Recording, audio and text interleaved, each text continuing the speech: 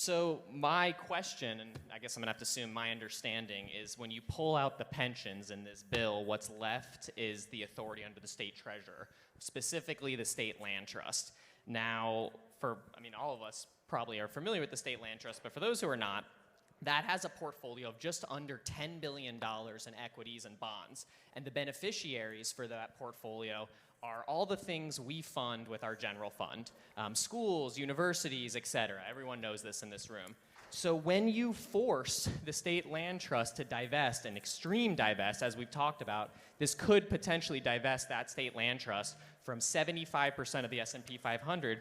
You're going to reduce the expected return of that state land trust. Now, historically, that state land trust has returned from its equities and bonds, not land, stocks and bonds, about 10% ongoing. And all that revenue goes to things that we fund anyway, so it reduces our necessary contribution from the general fund. So in a best case scenario, if you were to reduce that return by 2%, 2% of $10 billion, we're talking about $200 million a year in less revenue going to our schools and universities. I don't see any other way than we're going to have to raise taxes to increase that. So the way I view this bill, this is a tax increase. This is forcing us to make up the difference that our state land trust can't fund.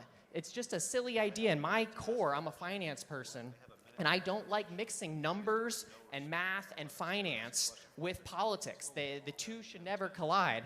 And with that, I urge you to think through this. Think through this $10 billion land trust that's at risk and a 2% lag on that and the impacts that would have on all the beneficiaries in our general fund. Thank you, Mr. Chair.